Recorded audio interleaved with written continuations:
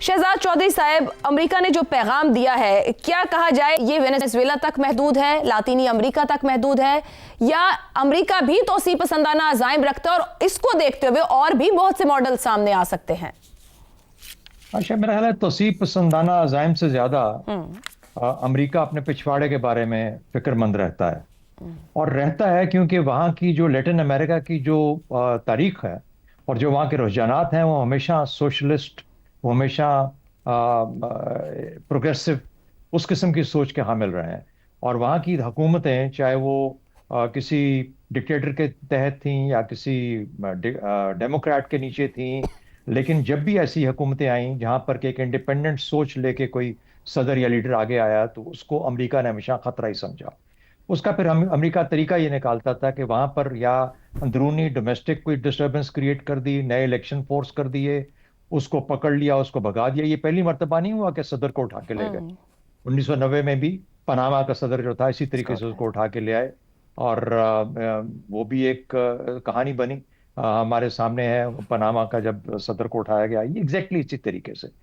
تو یہ تو امریکہ کا وہاں اور پچھواڑے کے بارے میں بہت زیادہ سینسٹیو ہے. بلکہ ٹرمپ نے کہا کہ ویسٹرن ہیمسفیئر، یعنی وہ دنیا کا جو آدھا علاقہ جس پر کہ صرف امریکہ ہی نظر آتا ہے، پیسیفک، اٹلانٹک اور کچھ حد تک یورپ کا کچھ حصہ، وہاں پر امریکہ ہی ہمیشہ ایک بڑی طاقت بن کے رہے گا، باقی سب اس کے زیر اثر رہیں گے. تو یہ تو اس کی سوچ ہے، اس کی پالیسی ہے. پہلے کیوں نہیں کرتے تھے؟ میرا خیال ہے ہر حکومت اور ہر انتظامیہ کے اندر مختلف لوگوں کی مختلف سوچ ہوا کرتی ہے. جو نیو کنزرویٹو تھے، اب آپ سمجھیے کہ پوسٹ نیو کنزرویٹو ایک گروپ ہے، ایک ہاکس ہیں جو کہ وہاں بیٹھے ہیں جنہوں نے یہ کام کیا. وجہ بہت ساری آپ نے مینشن کی، آپ نے تیل کا ذکر کیا، وہاں پر یہ بھی ہے کہ چین کا بہت اثر رسوخ تھا وینزویلا میں. کوئی ایسا لیڈر جو کہ آزادانہ پالیسی لے کے سامنے آتا ہے، جو کہ یہ مدورو لے کے چل رہے تھے، ان کے جو پہلے صدر تھے شاویز، ان کی ٹریڈیشن کو آگے کیری کرتے ہوئے، تو ان کی سوچ کی وجہ سے وہاں پر چین، ایران اور کسی حد تک روس کو بھی پیر جمانے کا جگہ مل رہی تھی، جو کہ امریکہ کا بہت بڑا خطرہ سمجھتا ہے. تو امریکہ کو ان کو زیر اثر علاقوں کو قابو کرنے میں مشکل نہیں آتی ہے اسی طریقے سے جا کے، اور یہ کافی عرصے سے چل رہا تھا وینزویلا کے خلاف. کبھی ایک طرف فورس لانچ کر دی، کبھی اس کو کوسٹل ایریا کے اندر پریشر ڈال دیا. اس کے اثرات کیا ہوں گے؟ اثرات مجھے یوں لگتا ہے کہ جب ٹرمپ اپنی ایک زون آف انفلوئنس کو ڈیفائن کرتا ہے کہ یہ جو ویسٹرن ہیمسفیئر ہے یہ میرا ہے، تو پھر اسی طریقے سے روس اپنے آپ کو ہی سمجھتا ہے کہ اچھا، پھر اس کا مطلب ہے کہ جو یورپ کا حصہ اس کے ارد گرد ہے، یا جو اپنا پرانا سینٹرل ایشیا کا علاقہ جو کہ پہلے سوویت یونین تھا، وہ اس کے زیر اثر ہونا چاہیے. چین کہے گا اسی طریقے سے کہ BRI جن ملکوں میں ہے، جہاں پہ انہوں نے تعلقات ہیں، وہ اس کے زیر اثر ہوگا. اور لگتا بھی ایسا ہی ہے کہ وہ ایک آرڈر جو کہ رول بیسڈ دوسری جنگ عظیم کے بعد چلا تھا، اس کو اب 3-4 مختلف زونز کے اندر ڈیوائڈ کر دیا جائے گا. اور پہلے تو لکھا ہوا تھا UN security council, United nations کے نیچے کہ رول بیسڈ آرڈر کیا ہوگا. اب وہ لکھا ہوا ویسے ہی رہ جائے گا، اور یہ جو 3 بڑے ہوں گے یہ فیصلہ کریں گے کہ ان کے زون آف انفلوئنس کے اندر کون کس طریقے سے رہے گا.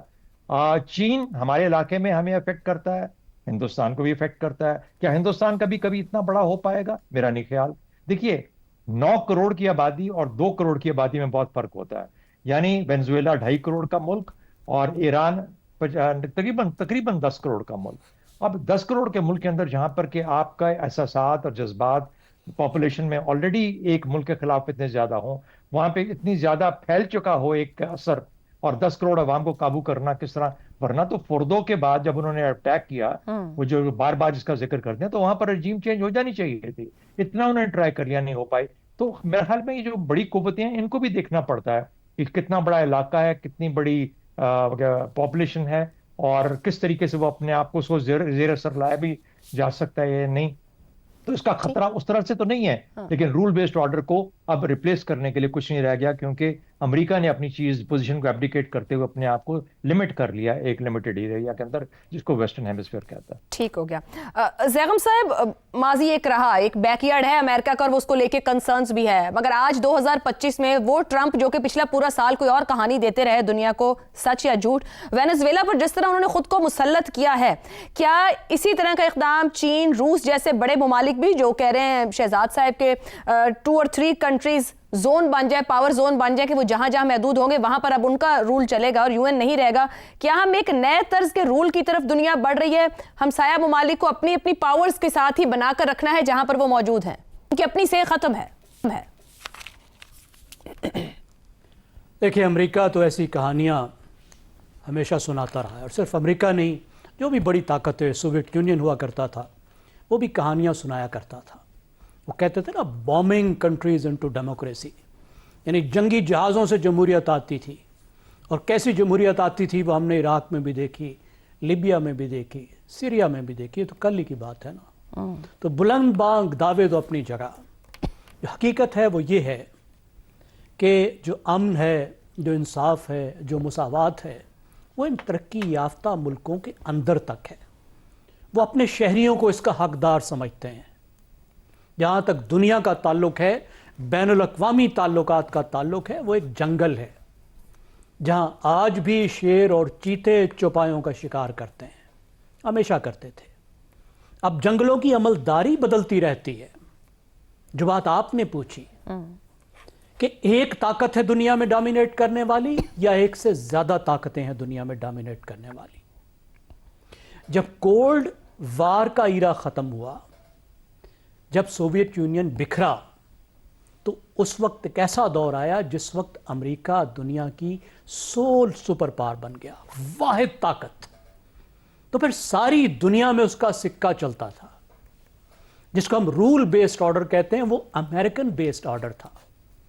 وہ دنیا پر عمل درآمد اس کا ہوتا تھا, امریکہ پر نہیں ہوتا تھا. امریکہ اس وقت بھی یہی کرتا تھا, لیکن فرق جو ہے وہ یہ پڑا کہ اس وقت امریکہ ساری دنیا میں کرتا تھا. اب امریکہ کو بھی معلوم ہے میں ساری دنیا میں نہیں کر سکتا, تو وہ ایک گریٹ پاور کے طور پر اپنے علاقے پر, اپنے سفیر آف انفلوئنس پر وہ زیادہ فوکس کر رہا ہے. اور اس کا ایک لازمی نتیجہ نکلا ہے کہ جو دوسری دو گریٹ پاورز ہیں اس وقت, چین اور روس, وہ جو اپنا خطہ ہے اس پر اپنی طاقت ایگزرٹ کریں گی. اب جو امریکہ کا اپنا خطہ ہے جو ویسٹرن ہیمسفیئر ہے, دیکھیے اس میں تو اس نے 1823 میں, جس وقت وہ گریٹ پاور, جس وقت وہ سپر پاور نہیں تھا, گریٹ پاور بننے کی طرف جا رہا تھا, 1823 میں وہاں کے صدر, امریکہ کے صدر جیمز مینرو نے کہا تھا کہ اب یہاں کوئی کالونیل طاقت نہیں آئے گی, کوئی یورپی آ کے یہاں قبضہ نہیں کر سکتا. اس کا مطلب یہ ہے کہ یہ خطہ, جنگل کا یہ حصہ ہمارا ہے, کوئی اور یہاں شکار کرنے نہیں آئے گا. اور اس عرصے میں, اس وقت سے لے کر اب تک, امریکہ نے وہاں 20 بار حکومتیں بدلی ہیں. ایک سربراہ حکومت کو قتل کرایا ہے, 8 کو جلا وطن کیا ہے. یہ ان کے لیے بہت سینسٹیو علاقہ ہے. یہاں انہوں نے کبھی بھی اس بات کی اجازت نہیں دی کہ کوئی ایسی حکومت رہے جو ان کے لیے تھریٹ بن سکے. انہوں نے ہمیشہ ایکشن لیا ہے, اور اب بھی وہ دکھا رہے ہیں کہ ہم سستا ضرور رہے تھے, لیکن اس کا مطلب یہ نہیں ہے کہ ہم میں طاقت نہیں ہے کہ ہم اپنے علاقے پر اثر نہ ڈال سکیں.